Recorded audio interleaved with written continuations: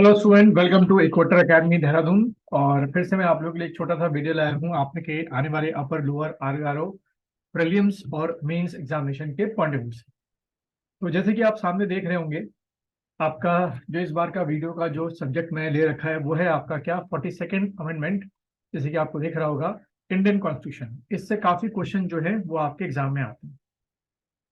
तो सबसे पहला जो क्वेश्चन पूछा था अक्सर आपके एग्जाम में कि ये जो 42nd अमेंडमेंट था ये हुआ कब। ठीक है, तो ये 42nd अमेंडमेंट जो है वो आपको ध्यान रखना है, 1976 में ये 42nd अमेंडमेंट किया गया था। ठीक है, दूसरा, इस 42nd अमेंडमेंट के थ्रू क्या क्या चेंजेस किए गए या क्या क्या एड ऑन किया गया आपके कॉन्स्टिट्यूशन में। तो अगर आप सबसे पहला देखें, for the word sovereign democratic Republic, the word sovereign socialist secular और डेमोक्रेटिक रिपब्लिक वाज सब्स्टिट्यूटेड। ठीक है, यानी कि ये वर्ड जो है वो क्या किए गए थे, आपको ध्यान में रखना है, सब्स्टिट्यूट किए गए थे। For the word unity of nation, the word unity and integrity of nation was substituted.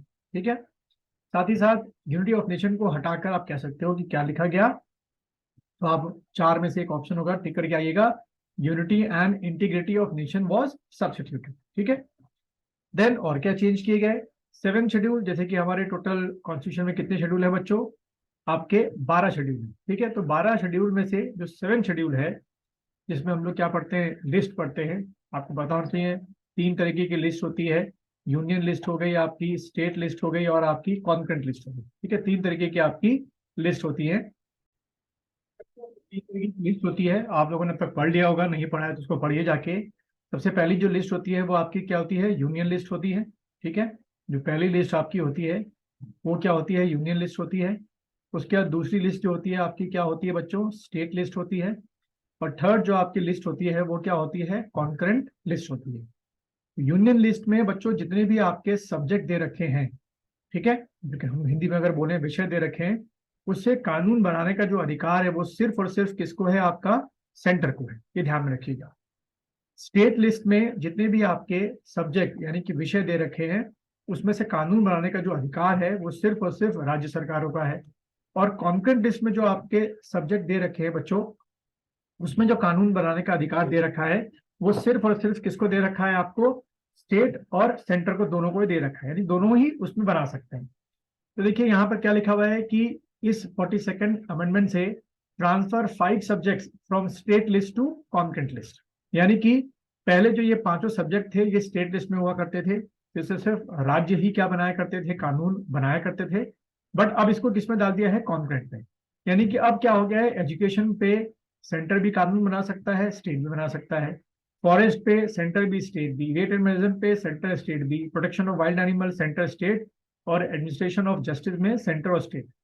लेकिन एक बात आपको यहाँ पता होनी चाहिए कि अगर मान लीजिए एजुकेशन पे सेंटर ने भी कोई लॉ बना दिया है, स्टेट ने भी कोई लॉ उसी सब्जेक्ट पे बना दिया है, तो किसका वैलिड होगा, तब आप टिक करके आएंगे, सेंटर।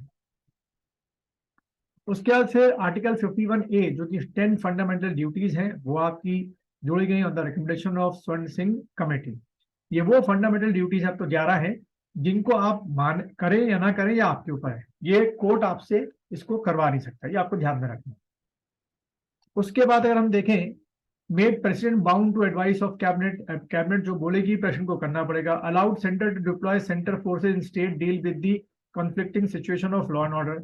तो यही वो आर्टिकल है 257A, जिसमें अगर स्टेट में देखें कि स्टेट पुलिस ढंग से काम नहीं कर रखी है या नहीं कर पा रही है, तो उसमें सेंटर क्या कर लेगा, अपनी जो पैरामिलिट्री फोर्सेज होती हैं उनको इन्फोर्स कर देगा, और स्टेट इसमें कुछ भी मना नहीं कर सकता। यहाँ पे आप समझने की कोशिश करें, यहाँ पर, और ये आर्टिकल बहुत इंपॉर्टेंट है 257A। तो यहाँ पर क्या हो गया कि सेंटर की एट लास्ट जो स्टेट के ऊपर जो इम्पोजिशन पावर थी वो क्या हो गई, इससे प्रूफ हो गई। उसके बाद ये special discretion power to the speaker of Lok Sabha हम पढ़ते हैं, तो यहाँ से देखो एक और चीज मिल गई कि स्पेशल और discretion power of Lok Sabha speaker जो है ऑफ एंड प्राइम मिनिस्टर किसके अंदर में है, आर्टिकल 329A में है। Directive principle were given presidency over fundamental rights, and any law made to the effect by parliament was kept beyond the scope of judicial review by the court। ठीक है, उसके बाद फिर आपके judicial power of high court, कल्टे judicial review of high court कर दिया गया था। फॉर डीपीएसपी में भी ये आपके सारे चेंज किए थे। 39 39 ए जोड़ा गया, 43 ए जोड़ा गया और 48 ए जोड़ा गया। ठीक है, तो ये चीजें आपको रट्टा मारनी है, इससे कोई भी बच्चों आपके जो एमसीक्यू क्वेश्चन है वो आपके एग्जाम में आ सकता है।